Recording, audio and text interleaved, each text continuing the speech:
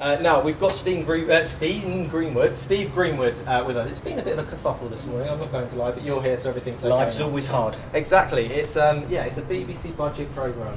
I'm sure you're aware of how they are. Now, how's it been? How's it been at WhaleFest for you so far? Oh, it's fantastic. Yeah. This is my first time at WhaleFest, where I spent quite a lot of time wandering around the stalls, talking to different people, talking to the Manta Trust, all the different scientists. I went to see Mark Simmons talk yesterday, which was fantastic. What was that on? So Mark's really interesting. So he was talking about the history of whaling, and the history of the International Whaling Commission, and what's been done, and so placing it in this big historical context, but also looking at what the future struggles are. And he's a man that really knows what's going on. And for you, why cetaceans? When did your interest in them start?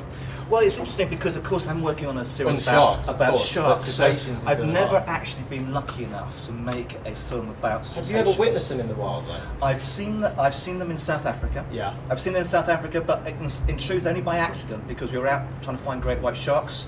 But the coast of South Africa is just absolutely fantastic for cetaceans generally. Interestingly, how do they differ to sharks? It sounds a ridiculous question. I mean, sharks look evil, they look mean and scary.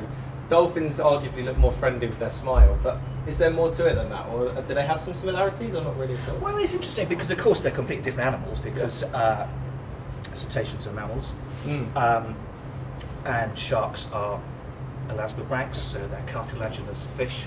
Right. But in fact, underneath the skin, I think there's an awful lot of similarities, and so one of the key things that makes them quite similar is that sharks are very large and they're long-lived animals, and they have a very low reproduction rate. Right. So you take sort of big animals like great whites, they might only have a couple of babies every couple of years, and so their reproduction rate is very slow. So in fact, the threats that they face are very similar to some of the threats that the whales face, because if you exploit them, if you decrease the population, then it means they get into trouble very quickly. They're not fish at all, sharks, really. They're not like salmon or cod that can have thousands and thousands of little eggs, and they can reproduce really quickly, so even if the fishermen hammer them, they've got that ability at some point to rebound.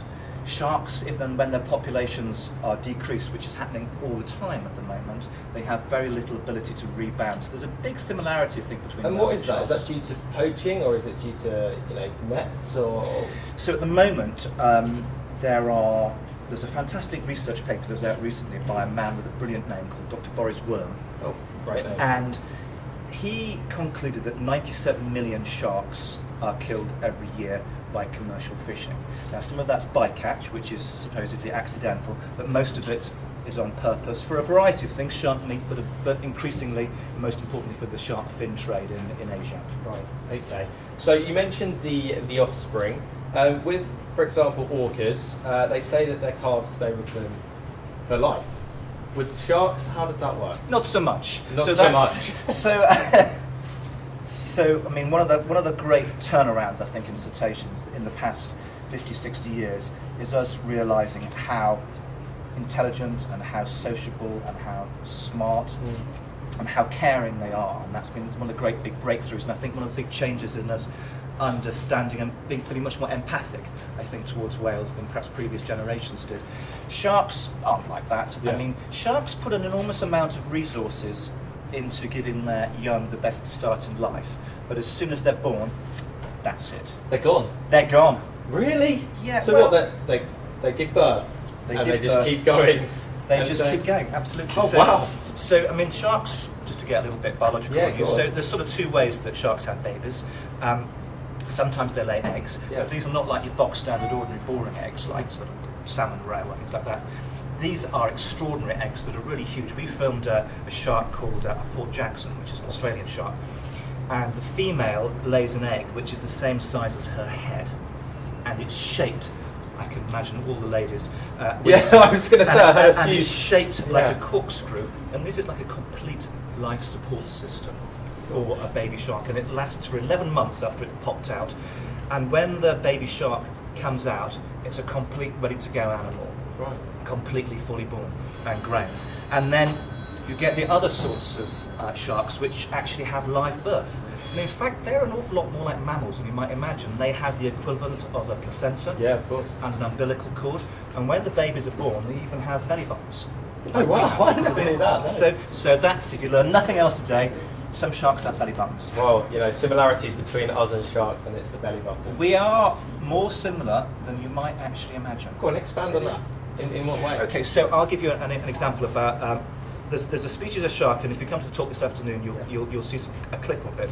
There's a little species of shark called the Epaulette Shark, and it's tiny. It's about 2 foot long. It's called the Epaulette Shark because you can imagine if sharks had shoulders, it's got 2 little sort of black patches, black badges. So it's called the Epaulette Shark. And if anyone's ever been to a coral reef, then there's different bits to a coral reef, and there's one area which is called the reef flats, which is super, super shallow. Right. And this is where the Epaulette shark likes to hunt. Because it's so little, at high tide it hides away because the big sharks will eat it. But when the tide goes low, it comes out and it feeds on the crabs and the worms. Right. But on big tides, you know, the tides differ quite a lot, and on the big spring tides, Yeah. what happens is that the shark can be left high and dry. And so this shark has actually evolved the ability to walk across land. When I first heard about this 2 years ago, my researcher told me, I said, I don't believe you, because if it was true, it would be in all the papers, because it's the most amazing thing ever. But actually, that's true. So if it's caught out by the dropping tide, its little pectoral fins, it can shuffle from side to side, and it can get back into the water. But the thing that I think is really fascinating about this is that scientists are really interested in how it survives and how it does this. And this is really interesting because what it can do is it can survive without oxygen for a huge length of time, but its organs aren't killed. And now that's really interesting because if you imagine what it's like to have a stroke or a heart attack, and what kills you is that your organs are starved of oxygen. And so the scientists that are studying the Epaulette shark actually are studying it because they're trying to find ways of rehabilitating people that have had strokes and heart attacks. And so underneath the skin, although sharks seem very, very different, underneath the skin at the cellular level, they've got kidneys and they've got livers and they've got all the muscles. So actually they're very, very similar. So by understanding them, you can actually help humans.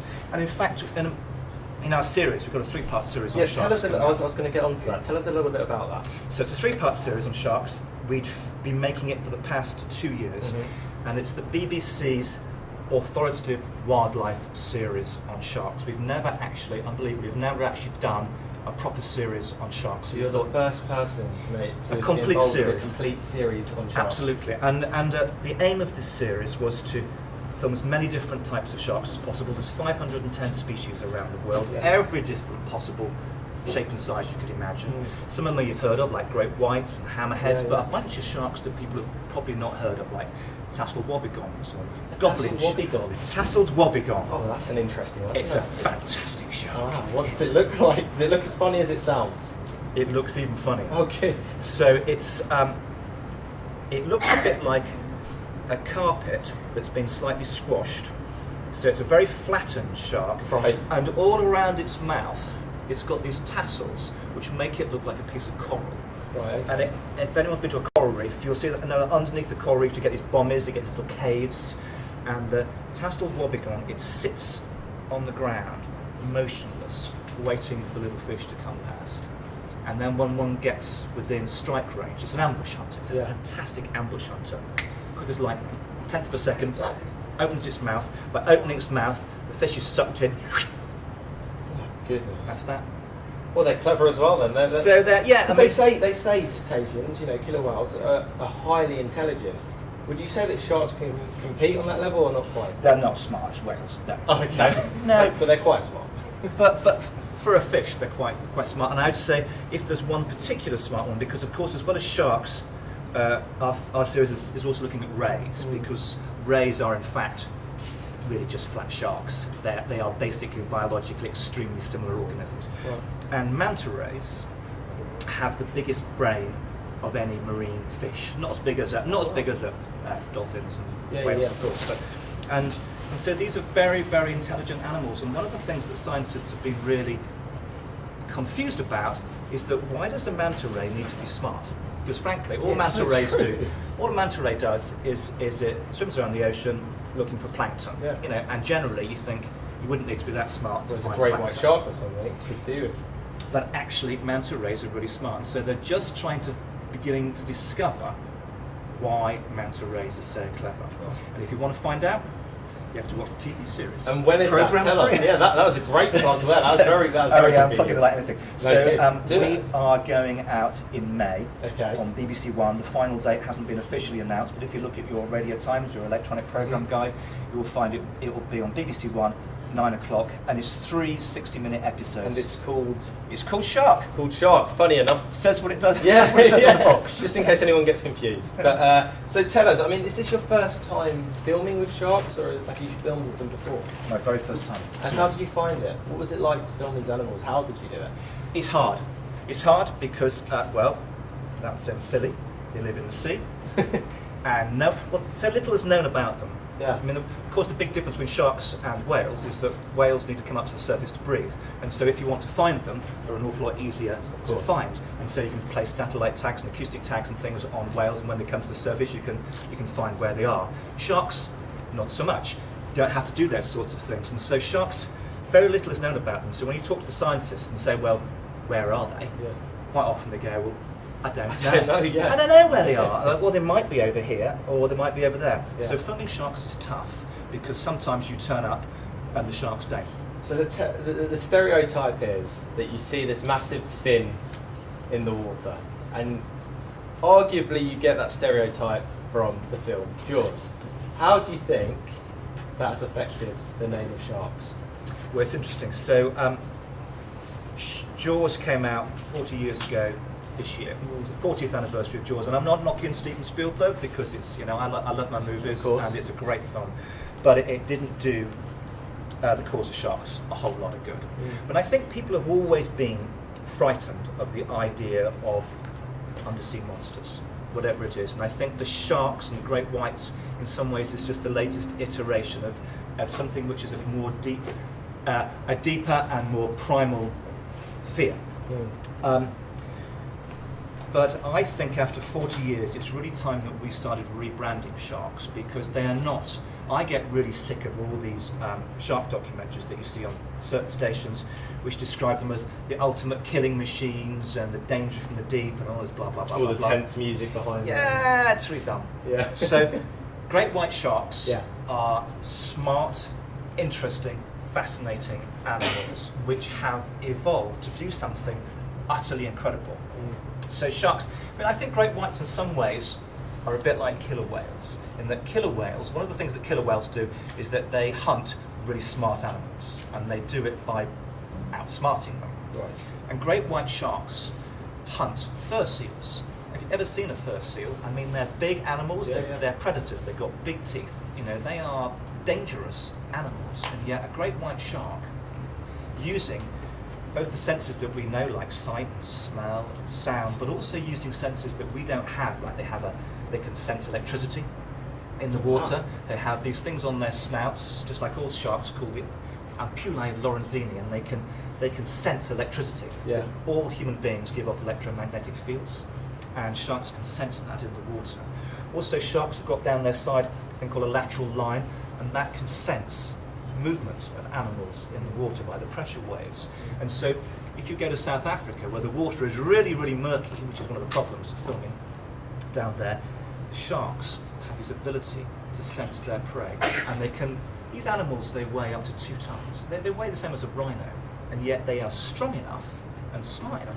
They can jump out of the water, clear of the water at 20 miles per hour. Yeah. It's quite catching a fur seal in its mouth.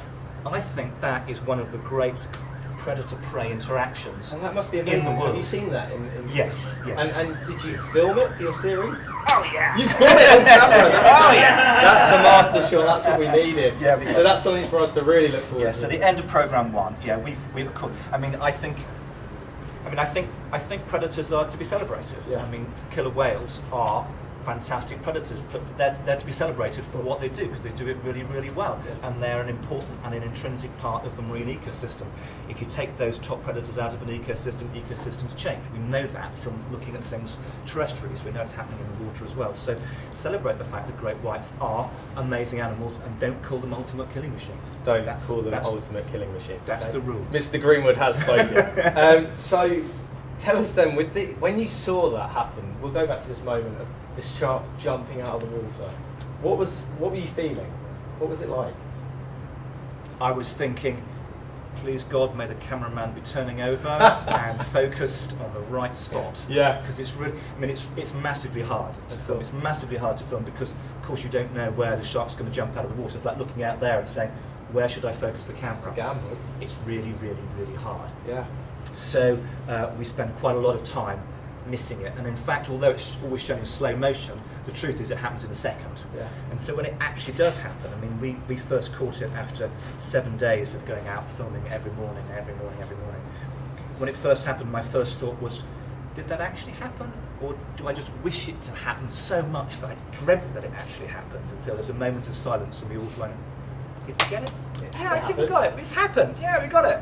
That's incredible. So, Steve, when you're in the water with these creatures, you call them creatures? They are creatures. Just to clarify, do you have this sense of fear, or do you know them enough now to think, oh, okay, we don't need to be too scared? Well, so there are 510 species of shark. Of that, I would say there are probably 4 or 5 that one needs to be wary of. Right. Because they are, after all, they're large predators. I wouldn't wander through the Serengeti at night without being slightly wary of the fact there's lions around. It's exactly the same thing. Sharks don't target humans, but we can get taken by mistake. Some sharks, like tiger sharks, have got a massively wide prey base, and they might take a nibble to see what we taste like. And so the key thing is that you understand their ecology, you understand their behaviour, you don't act like a macho guy, you're respectful of their space, you understand the body language of sharks, because sharks can actually communicate what they're feeling by their position in the water, by their position of their fins, and you respect that, and then you keep the distance. You just don't do anything dumb. I mean, you wouldn't walk across the Serengeti dressed in a zebra suit, and if you did, you got attacked by a lion, everyone would go, well, you're stupid. But people go to where great white sharks are, dressed in wetsuits, sometimes just spear like a seal. fishing, just like a seal. And we've just got to be a little bit respectful of the fact that these animals are predators. So you would say then that the majority of shark attacks are mistaken identity, or them getting or us getting too close to them? Well, I mean, the majority of attacks are probably from great whites or sometimes from bull sharks. And so bull sharks hunt in water which is incredibly murky, and so they probably can't tell the difference potentially between a human being splashing around at the surface and another creature splashing around at the surface. A great white, it could well be mistaking us for a seal, and when it's in attack mode, it'll just getting us wrong. So there's no evidence that humans are deliberately targeted whatsoever. There's no evidence that there are rogue sharks going for humans. That's all nonsense. But you just got to be a little bit careful. I will most definitely make sure I'm careful when I'm around sharks, I promise you. Steve, any quick questions from the audience for Steve? It has to be a quick one. Any questions? No. Okay. All right. We'll keep that then. And tell us, when is the series on again? Just remind the camera. Speak for that camera right there. The series is called Shark. It's 3 60-minute programmes, and it'll be starting on May, some date in early May on BBC One. Hope you watch it. We will watch it. We will watch it. Steve, stay right there. Thank you very much. Okay, now though, massive round of applause. Go on. Massive round of applause.